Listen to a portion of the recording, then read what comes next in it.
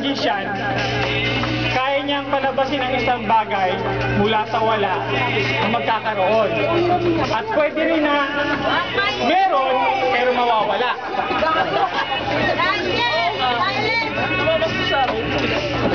Meron po ako rito net. Simple lang siyang net.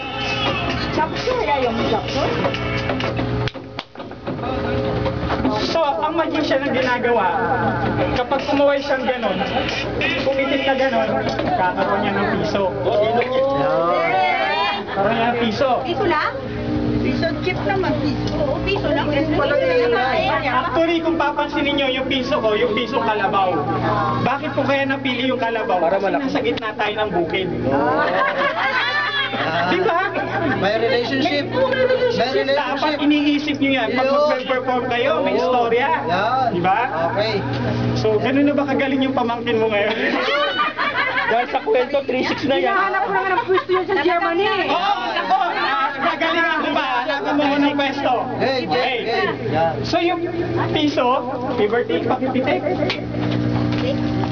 Totoong piso, di ba? Tigas. Tigas. Hindi, nanay yun eh. Sa akin kami. Sa nanay. Nanay yun eh. Baka sa botel eh. Okay? George, ano? Ay, baka kasabot mo, Toy. Toy. Piso ba? Teka muna. Piso. Baka makakasabot mo yan. Ako kailangan ng Ikaw ba? Ikaw nga kasabot ko.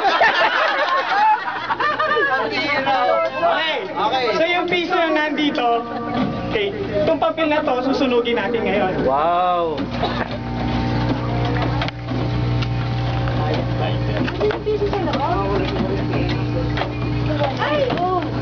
Uy, nawala.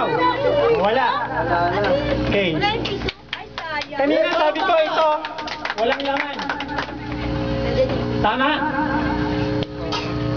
Wala siyang laman kanina. Ay, nasumiling naman. Ayun na yung kalabaw.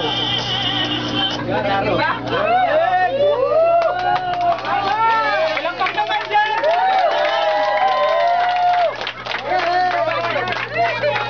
Ito ang tanong. O susunod kong tanong. Okay. Asa si Tata Tito?